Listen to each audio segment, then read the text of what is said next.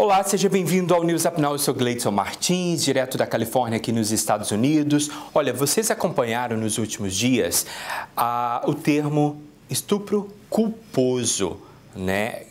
O que aconteceu com a Mariana Ferrer e onde um advogado a humilhou perante um juiz. E nós vamos falar agora sobre esse assunto com o nosso colunista e advogado aí no Brasil, Luiz Fernando Rodrigues de Souza. Olá, Luiz Fernando. Mais uma vez, seja bem-vindo ao News Up Now. Olá, Gleidson. É um prazer participar aí e poder auxiliar no que a gente consegue. Vamos lá. O que é estupro culposo? Porque esse assunto da Mariana ganhou a mídia e as redes sociais, né? Sim, Gleidson. Esse termo foi muito divulgado, né, na mídia, em redes sociais, em hashtags, mas é um termo que não tem aplicação no direito. Não existe a modalidade culposa no caso de estupro. O crime, em tese, tem duas modalidades, né? Que é a modalidade dolosa, quando tem intenção de praticar, e a culposa, quando não tem a intenção, mas o crime acontece por meio de imperícia, imprudência, negligência, entendeu? Mas não existe tais possibilidades, a exemplo do crime de estupro. Então, mas aí o indivíduo foi, eu não vou nem mencionar o nome dele, foi absolvido, mas houve ali o estupro. Como que... Então, porque, por exemplo, assim, isso causa até uma rebeldia por parte das pessoas que acompanharam o caso, que sentiram as dores da Mariana e também... Assim, é difícil de aceitar, né? A maior crítica nesse caso é justamente o tratamento que ela sofreu em audiência, né? Essa questão da mulher, é tão difícil para a mulher lidar com essa questão da violência sexual, ainda mais quando procura o poder público, seja em delegacias, diante de policiais militares, ou mesmo na justiça, e sofrer uma represária quanto a algo que ela é vítima. E toda a audiência ali, pelo menos no teor que foi divulgado, que a gente teve acesso em mídia, foi uma audiência totalmente fora dos padrões. Porque ela estava no papel de vítima e não poderia sofrer todo aquele constrangimento que aconteceu, mesmo diante do juiz, do advogado, de um promotor de justiça. Então, tudo isso deveria ser evitado, né? E qualquer um poderia intervir ali, e não foi feito. Então, a principal crítica é justamente essa humilhação que ela sofreu como vítima, como mulher, e diante de uma discussão de uma violência sexual, que é muito grave. Olha, eu vou ler um trechinho da parte que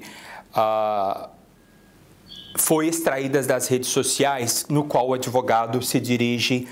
Eu vou abrir aspas agora. Rosa Filho, o advogado, ele falou: uma filha do teu nível, graças a Deus, e também peço a Deus que meu filho não encontre uma mulher que nem você. E não dá para dar o teu showzinho,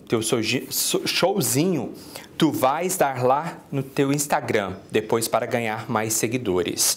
Esse é só um trecho, fecha aspas. É muito triste, porque a mulher, primeiro, falando no âmbito geral, ela sofre a humilhação do estupro. Houve uma vítima e um predador. E depois, durante uma audiência, ela ainda sofre mais. A sentença em si, o juiz foi absolver o réu, né? E ele cita lá que, como não tem a modalidade culposa do estupro, ou seja, que como ele possivelmente teria agido, né, no caso, por negligência, imprudência ou imperícia, não tinha como aplicar a modalidade culposa, porque ela não existe. Até nesse ponto ele está correto.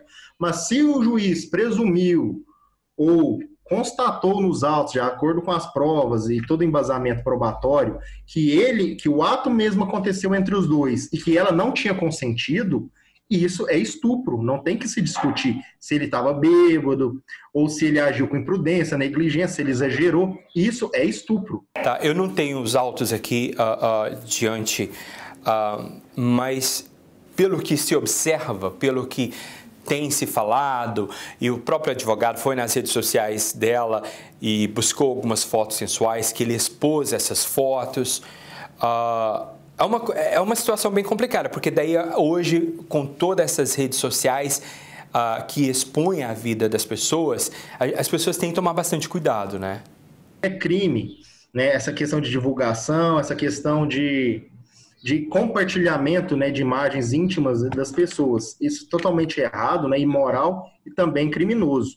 Mas vale aqui ressaltar que toda essa discussão e todo esse sofrimento que ela sofreu na audiência, que a gente teve acesso aos vídeos, na audiência, isso não pode acontecer no Poder Judiciário. E não precisa de uma nova lei, porque agora o Ministério Público está vindo falar que vai fazer uma proposta de lei para impedir isso. Já temos leis o suficiente, já temos a Constituição Federal, que mostra igualdade, respeito a todos. Já temos leis ali que o juiz, como presidente de audiência, ele tem que evitar qualquer constrangimento, excesso das partes, tanto do Ministério Público, o próprio advogado. O Ministério Público também tem um papel constitucional de fiscal das leis. Então, ele poderia também ter intervido ali naquela situação da vítima. E o Ministério Público, naquela situação, ele representa a sociedade como acusador, né, naquele processo. E também a própria vítima, né? A vítima estava sendo ali, num aspecto geral, representada pelo Ministério Público. Com certeza. Se o vídeo ali for concretizado, se não houve recortes ou edições, houve falhas graves, tanto no Poder Judiciário, pelo juiz, e o Ministério Público, e o advogado como profissional. Ele em nenhum momento poderia fazer aquilo. Ele ultrapassou muito o seu dever ali, e ele cometeu graves ilegalidades. Bom, você falou de vídeos, vamos acompanhar alguns trechos desses vídeos durante a audiência. Mariana, não vai dar, cara? Uma filha do teu nível, graças a Deus. E também peço a Deus que meu filho não encontre uma mulher que nem você. Respondeu, não dá para dar teu showzinho. Teu showzinho tu vai lá dar lá no teu Instagram depois, para ganhar mais seguidores. Tu vive disso. Mariana, vamos ser sinceros, fala a verdade, vamos lá. Tu trabalhavas no café, perdesse o emprego, estavas com aluguel atrasado 7 meses, eras uma desconhecida, hoje... Isso é questão de alegação, né, doutor? Alegação, a gente explora isso. Isso é o seu ganha-pão, né, Mariana? A verdade é essa, não é? É o seu ganha-pão, a desgraça dos outros, manipular essa história de vídeo. Luiz Fernando, agora me diga uma coisa, o que vai acontecer, qual que é o próximo passo? Ele foi absolvido, e agora? Agora cabe analisar a situação probatória. Quem poderia recorrer no caso, teria interesse recursal, interesse em recorrer, é apenas o Ministério Público, né? Porque a defesa ali do réu, ele está satisfeito com a absolvição. Então, caberia ao Ministério Público acusador, se tiver esse interesse, recorrer. E, claro, já houve abertura de procedimento investigatório, de procedimento administrativo no CNJ, que é o Conselho Nacional de Justiça, para verificar a atitude ali do juiz em audiência, porque ele era o guardião, ele que deveria presidir a audiência ali. É triste o que aconteceu, e eu espero que isso não se repita mais, e que agora, como o Luiz Fernando falou, outras medidas sejam tomadas para prevenir e, de repente, não vai corrigir, mas, de repente, tentar amenizar essa situação dela. Olha, Luiz Fernando, obrigado mais uma vez pela sua participação aqui conosco. Muito obrigado, Gleidson, estarei sempre à disposição.